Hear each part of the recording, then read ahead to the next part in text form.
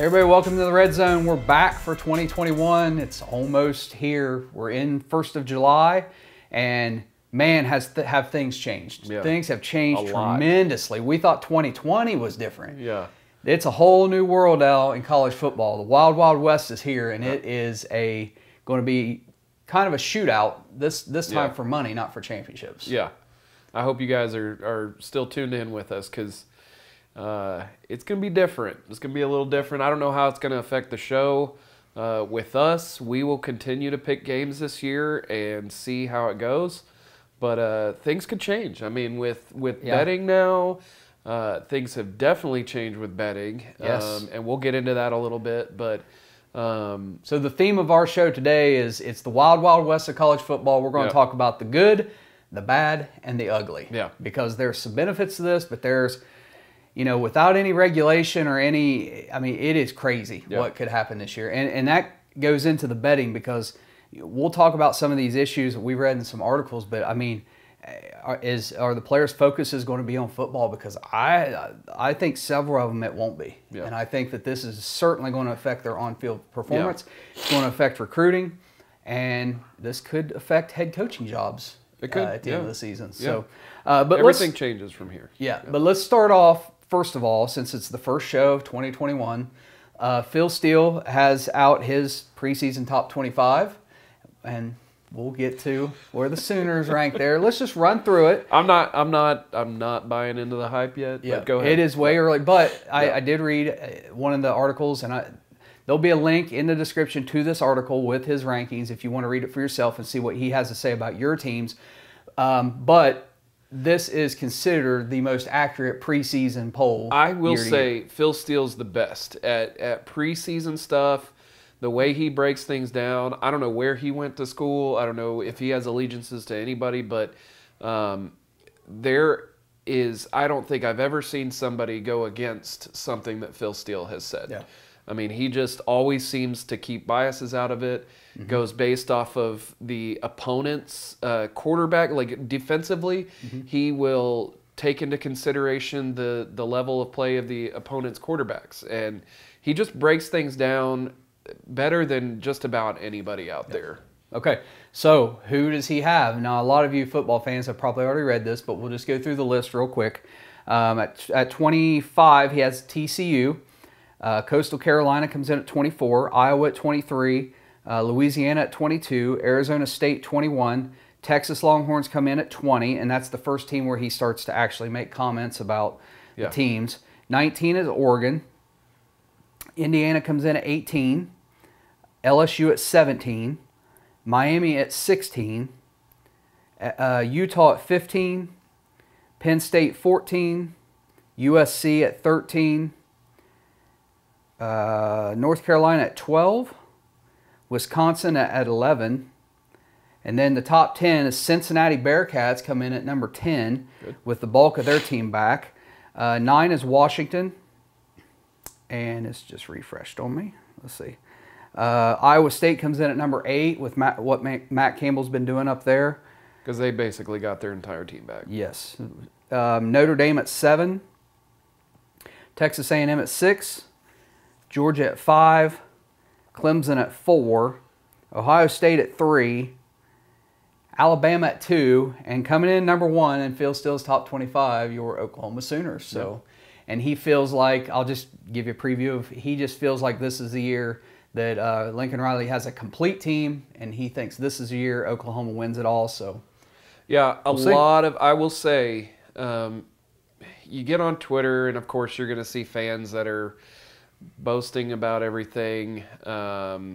We have teams in our own conference, Big 12, that are the, champions of July every year that just typically turn around and underperform, I'll say, or underachieve. With OU this year, I'm tempering my expectations. There's usually a game they drop that they shouldn't. Last year, there were 2 games they shouldn't. We'll see if they can get past Kansas State this year. I mean, because they just seem to have OU's number, and it's only 2 years. I know it's not technically a trend yet, but they're having trouble with that team. I mean, so I will believe it when I see them win a playoff game, not just the national champ. Like I want to see them win a playoff game. Yeah. And the whole year I'm going to be, just kind of crossing my fingers because they always lose one game that they shouldn't. Besides their last championship, which was 2000 or 2001, however you want to look at it. But I'm excited. They do have a lot back. I think they'll have one of the best defensive lines in the country. I said that last year. Even with Ronnie Perkins leaving, they got Jalen Redmond back. And PFF has them as like one of the top graded returning defensive lines. Yeah. So Nick Benito, they have, I think I've seen him mocked at like pick number 4 overall in the draft next year. They were picking Spencer Rattler at number 1, but I'm pretty excited. Very, very excited about this year because I think this is the most complete team that Lincoln Riley has had so far. We'll see what they can do. I think the defense got a ton better, a lot better through recruiting, through the transfers they've gotten. So we'll see. Now, some OU news we'll just throw out there coming out tonight. Mikey Henderson, a sophomore running back, dismissed from the team. He was involved, well, I don't know if he's involved, but there was a felony arrest warrant issued for him in relationship to an armed robbery that happened over the summer that involved Trajan Bridges and a few others. It's the reason, it's the same thing, the same situation why Trajan Bridges and Seth McGowan were kicked off the team. I, on my way over here, saw that he's actually been dismissed from the team. So it's no good. I mean, when you're dismissed like that, they've got to have something on you, and maybe the two flipped on him and snitched. And so it's not. You have to think OU officials and Lincoln Riley. This thing with Trajan Bridges happened, a couple months ago. Yeah. They know the details about what happened. Right. And they were just waiting, and that's why it was a quick dismissal, because they knew what was probably coming down the pike. So yeah. So with that, he's not a huge loss. They took a loss in their running back room with Seth McGowan leaving, but then they got Eric Gray from Tennessee, and then they got a kid, Bradford, I forget his first name, from LSU. So those guys, just Marcus Major and Bradford, we'll see, who gets the third spot there. But your 1 and 2, Kennedy Brooks and Eric Gray, are going to be your 1 and 2s. Sure. And then we'll just see who gets the mop-up time. I think Major takes a step this year, and we'll see.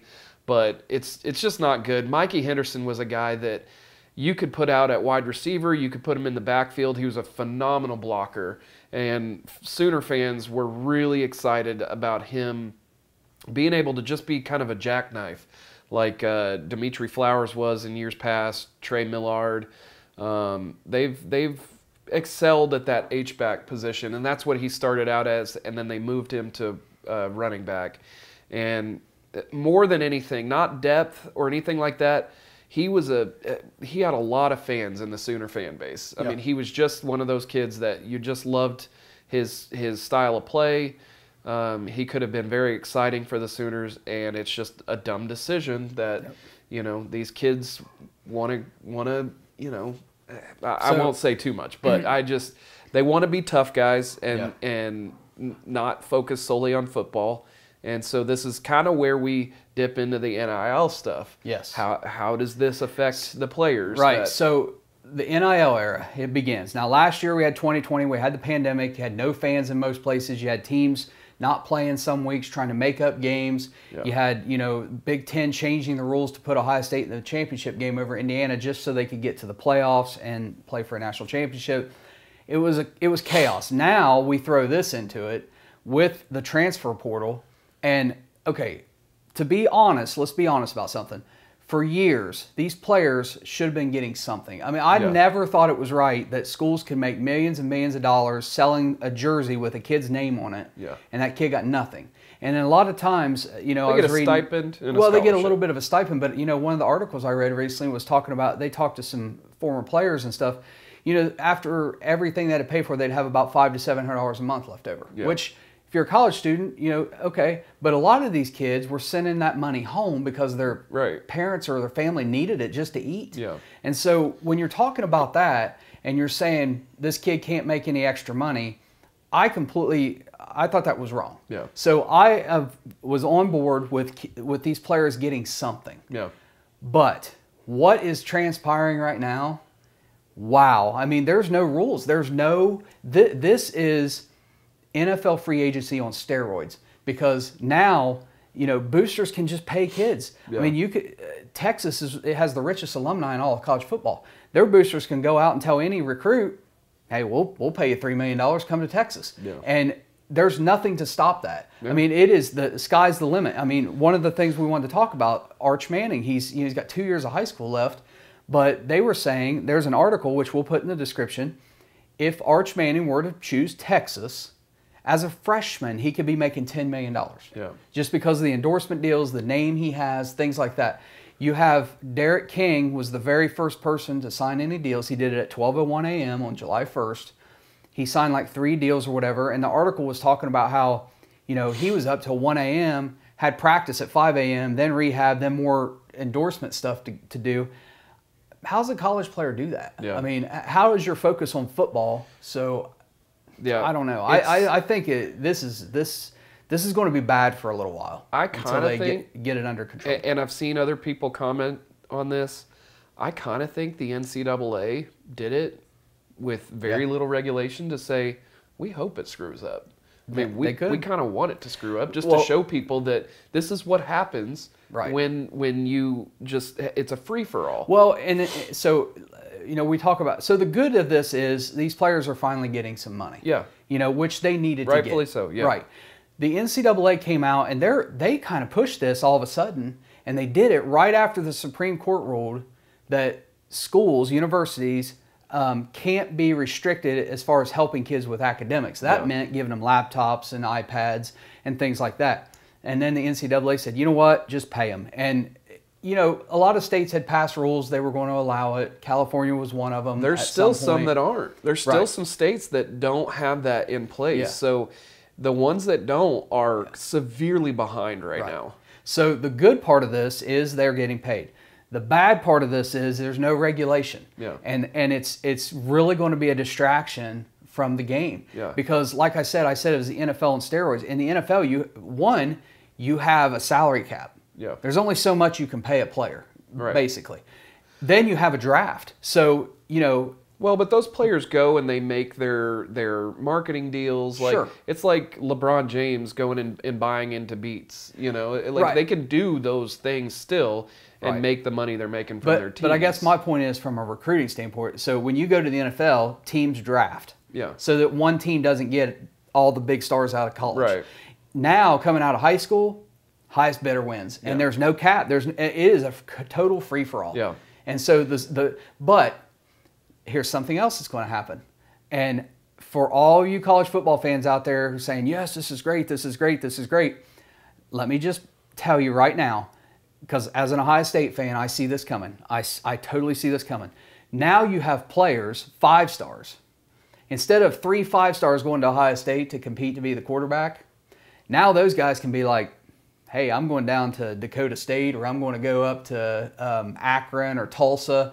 I'm going to be the guy because I'm getting paid, and I'll make more money there being the only 5-star as opposed to trying to go to an Alabama or Clemson or Ohio State or an Oklahoma and compete for a job, because now I'm going to get paid. And not all these kids are going to go to the NFL. So they're going to get their money now, and I think this is going to be a huge just blowback in recruiting. Look at, is it Jackson State where Deion Sanders is the coach? You know, historical black colleges, what does this do for them? You know, do they start shelling out some cash and saying, hey, because for years now they've said we need talent in these HBCUs, like, and so that might, I don't know, I don't know how this is going to affect. I don't think really anybody knows, but well, I just think from a high school recruit standpoint, it has always been you want to go where you can win a national championship. Yeah, that's not the case now. Right, you're going to go where you can make the most money. And that might not be playing for a national championship. You said it now. Now the fact that, you know, most college players don't make the NFL. Mm-hmm. So it's like, I need to maximize myself and my life, my experience, my, you know, financial security as best as I can. So now it's not going to be, where can I go win a national championship? It's going to be where can I go make the most money in case I don't. But I think the big universities, the big programs right now that are successful right now are still going to tell these kids, hey, I know Lincoln Riley's done it. He said it in an interview. He's telling these kids, if your main focus is on NIL, go somewhere else because we're focused on winning national championships here. You know, that's the main goal of this program. If your main focus is on how much money I can make as an individual, then you're probably not the player for Oklahoma. And I'm sure Nick Saban's saying the same exact thing to those players that come in those doors. But how much weight does that really have? Because you still want to have those high talented players. And okay, if you're a smart player, you would think about NIL secondary to to football. You would go where you can go and then work off of that. I think you can do that if you are a lock for the NFL. If you're not a lock for the NFL, at least in your eyes, that's and now here comes. So let me mention one other thing real quick. So we're talking about these players that have already started getting paid. Yeah. Derek King and a few others, SEC quarterbacks and such, they're part of this group where they charge per hour for appearances. Yeah. And they're charging about $2,000 an hour for keep talking about that. I'll look at it for an what appearance. Name it is. Matt Corral from Ole Miss, the quarterback, is charging $10,000 per hour for an appearance. That's insane. Wow, that's crazy. I mean, and so again, there's a link to the article if you want to read it in the description about the article. But you know, I just don't know how these young kids are going to manage the appearances. Dreamfield. How they're going to manage appearances and all this extra on top of football and college, because you still have to make the grades to stay eligible. I'm telling you, their programs are going to tell them, if this affects what we're trying to do here, suspensions, you know, extra runs, you know, they're not in the NFL yet. Try telling NFL players you got to do extra laps. They're not going to do it. Right. College players, you can still get away with that. Yeah. So there's plenty of punishments that can be doled out to these players that put themselves above the team. And I know a lot of kids don't grow up with money. So that first sign of that cash starting to roll in, I mean, every player got on Cameo. The true freshmen, they got on Cameo. And they're like, hey, DMs are open. Hit me up if you want to make a deal. Yeah. And they're starting to sign contracts with managers or marketing managers to help try to make this stuff happen. Because now you can have an agent. Right. I mean, so you basically have your financial agent that helps you get these branding deals, and it's okay. Nuts. So one more thing good about this, in my opinion, because I think this is going to be part of this. You got players who have dreams of the NFL, and sometimes they leave early because they want that money. Yeah. This is an incentive to stay in college. Yeah. And so you won't see as many players leaving early. Yeah. And what I think, because they're signing these endorsement deals, no more sitting out bowl games, because you're going to be contractually obligated. And if you sit out the bowl game to prepare for the NFL draft, now you can get sued by whoever you signed an endorsement deal with. So that's a good point you brought up. I would think that any players that get graded out at like third round or if you're a first or second rounder, you want to go, obviously. Yes. But there's some kids that get first or second round grades and then for whatever reason don't even get drafted. Yeah. We've seen that with a lot of players, but yeah, that's exactly right. There's incentive now to stay, and you know, you can send that money back to your family. And now the most ugly part of this, in my opinion, is this. I don't care what team it is. I don't care how much they say, oh, we're a team, we're unity, and this and that. This is going to drive a wedge in locker rooms, because not every kid's getting money. Yeah, they're not, and you're going to get some of these players making a lot of money, showing it off. They got their jewelry and their cars, and you got some other kids sitting over here who aren't getting anything, who are still sending their $500-700 a month to their family, and they've got nothing. And I'm telling you what, that will eat away at a program quickly. Yeah, once you start throwing money into the mix, I mean, I've seen friends that work together that were supposed to split commissions, and it completely ruined their relationship. Yep. So now put these kids in a locker room, you know, seeing each other every day, even roommates. And some of these kids, especially the younger ones, the freshmen, they're not even mature yet. Yeah. So how are they going to handle this kind of money? Some kids are 16, 17 years old. I mean, but I just wanted to, I wanted to say something based off of, well, finish your thought. I was just going to say another part of this is what I see coming is, you know, there's a lot of opportunities in college football where little kids go get autographs from players and things. Now all these, if you're a star, they're going to all want to charge for autographs. Well, no, the program can still tell their players, because I know the Sooners have a fan appreciation day. It's around.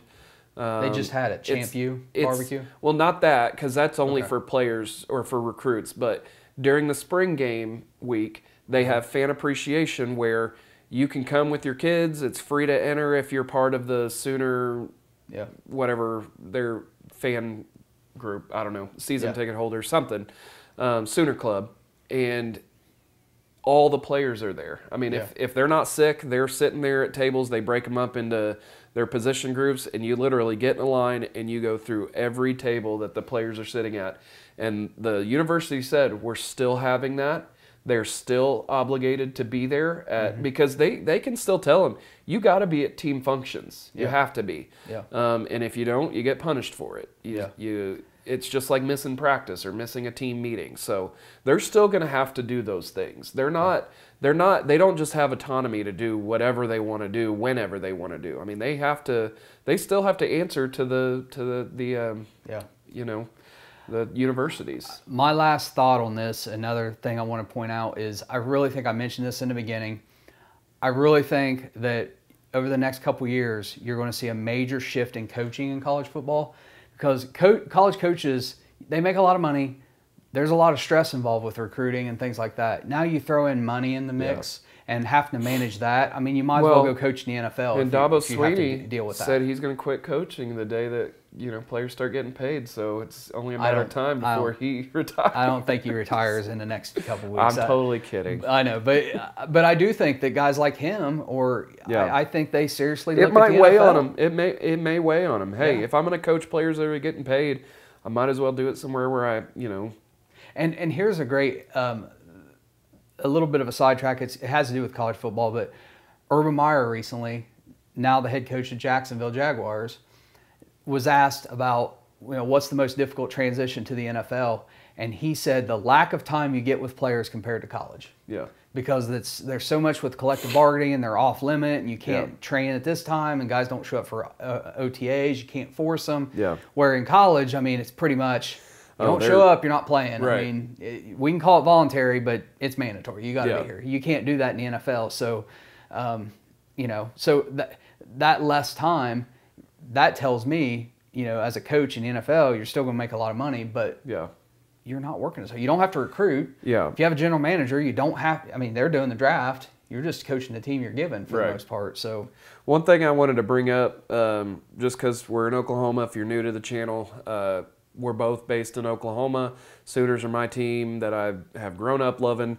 But I saw a post from the OU's football Twitter page that said that Spencer Rattler, across all platforms, has 1.6 million followers. He's number 7 nationally among players.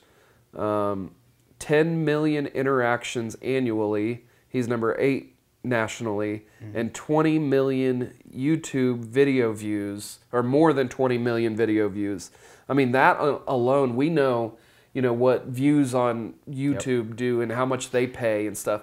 Now players will be able to make, you'll see channels from just about every player. Do you remember a few years ago, the punter for UCF had to quit because he had a really popular YouTube channel? I think they should give him however many years he had left as far as eligibility. They should give him that back and allow him to. And he made the choice, so maybe not. I don't know. I know when a rule's a rule, you don't. It's just like with Reggie Bush. People are saying, give him his Heisman back. Listen, I don't agree with that. Him or USC, whichever, broke a rule that was meant to level the playing field. This isn't like, you know, you get busted on a weed charge and then weed is legalized and now they let everybody out that was busted on weed charges. This is a rule to level the playing field. And they broke it. So no, I don't think anybody who gained an award but was cheating while doing it should be able to get that award back. It's just no other team was doing that, or else they'd be in trouble as well. So it's the reason Pete Carroll left USC to go coach in the NFL. Yeah, and on a side note, this isn't football, but you have that Olympic sprinter recently who tested positive for weed, and now she's not getting the run. And she's not getting the run in the 100-meter. To her credit, she took responsibility for what she did. She acknowledged it, and she understands the consequences. But you've had so many athletes come out saying, let her run, you should let her run, let her run. My opinion is this. Look, weed is still illegal in most countries around the world. Yeah. And the Olympics are a worldwide event. You don't make exceptions for Americans just because some states here have legalized it. Yeah. The rules are in place for a reason. It doesn't matter whether weed is performance enhancing or not. The rule is there. And as an athlete, you either follow the rule or you don't compete. That's just the bottom line, and you don't make exceptions to that. So she knew what the rule was. She made a mistake. She's admitted to it and taken responsibility, which good to her for doing that. Yeah. But I'm not in favor of just, oh, well, give her a pass and let her run. No, that's not okay in my opinion. So, Before we go any further, remember to like, subscribe, tell all of your friends about it. We pick games throughout the year if you're not familiar with us. So we'll get back into that. We will have some kind of a preview. Something. It's not going to be full-fledged like we've done in the past, but we'll do something. We'll do a breakdown of what we think how the conferences will shake out. And we got 2 months, I think, till the first game starts. I'll be straight up with all of you. This year, because of the NIL and how it's going to affect players and their focus and everything, like, we'll do our picks. I'll do the best I can. I don't know how we'll do with that, but I'll tell you straight up, I'm not betting on college football this year. Yeah. Not putting any money on college football. Yeah, you just don't know. I mean, until we get a sample size of how these teams look with this extra added, thing out there, because like you said, there could be a quarterback who, is doing really well, making lots of money. Matt Corral from Mississippi State. Maybe he does really well, starts making a lot of money, and then his offensive line's like, hey, we're blocking for this dude. I was just about to say, any quarterback making money better be sharing it with their offensive line, or else they're not going to get much protection. Yeah. So and another thing, how does this affect donors giving to universities? Is that going to go down? Well, so now players are competing with the school for that money. Yeah. If you think about it. They really are. Yeah. I mean, you have, like, take OU, you go down the stadium and you've got Cox or OG&E and all these sponsors who pay the school millions to advertise.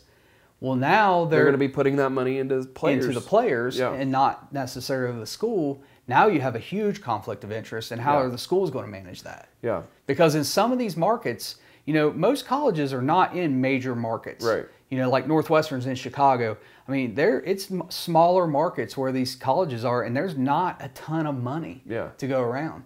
And at a time when these universities are trying to build all these new these training facilities and to try to keep up with, now. It will affect how much, I think it will affect how much they're given, based off of, and I'm sure they have talks with their donors all the time. Just, hey, don't forget about us. Like, it's insane what we're getting into, and it's definitely unprecedented. I know we've heard that word a lot due to COVID, but this is definitely a new era in college football. I think that also, or sports in general. And maybe this is a good thing or a bad thing, however you want to look at it, but I think a 16-team playoff is on the horizon, maybe as early as next year, because now, college football as a whole is going to be losing some money to the players. They got to make it up. I think that's kind of what, and I also think maybe they fast-tracked NIL to compete with, the XFL. There were talks about, the XFL going after these highly rated high school recruits to say, hey, come make money here while you play professional football against guys in the league, and we'll get you ready to go play in the NFL in 3 years. Yep. So I wonder if a little bit of that is, fighting against that. They knew that something's coming, because XFL has tried to restart a couple of times now, and just COVID just completely wiped it out. But it's been bought out again. They were going good, until COVID hit. I mean, but I think I think part of it may have a little bit to do with that. Well, and maybe this whole thing changes the NFL's that 3-year rule. Maybe now they let kids come out of high school. Maybe, yeah. I mean, who knows? I mean, though most players aren't ready for it. I think you could get a few here and there. Some are. I mean, you know, Derrick Henry was probably ready for the NFL. Adrian Peterson was ready for the NFL. I think if you were to allow that, then what has to happen is if a kid goes to the draft, let's say an Arch Manning, and a team drafts them, I don't know what the max year is on a contract right now. It's like 5 years. Yeah. But I think if a kid comes straight out of high school before that 3 years, then a team should be able to sign him to a 7 or 8 year deal, because you can spend 3 years of letting them just develop. Yeah. You know, sit on the bench, play. I don't know. That's why those MLB contracts are so many years, like 10 years. Yeah. I mean, it's insane. Yeah. I don't know that we'll ever see that in NFL though. That's all I got. You got anything else? Not really, no. Well, like Shaun said, please subscribe to the channel if you haven't subscribed, like the video, and always leave your comments. You know, as we get close to the season, we'll do our weekly picks. Yeah. Between now and then, it's just going to kind of be random here. One thing before we go, I did want to say, if you guys ever start to see commercials with players, let us know what players you're starting to see on TV or because it's all going to be a regional, local thing. It's they might get a few that get national deals, but it's we're not in Oklahoma. We're not going to get Keaton Slovis on our TV. No. We're not going to get, you know. But we could be seeing Spencer Rattler in a Raising Cane's commercial pretty soon, since he just signed with them. Probably, so, yeah. So anyway, okay, it'll be funny. It'll some of those will be really awkward. I guarantee they will you be. it. Yeah. I mean, some of these NFL players that get in commercials that are they're going to have to start signing up for acting classes while they're in school. Yeah. All right, that's it. We hope you enjoyed the show. We'll see you next time. Take care.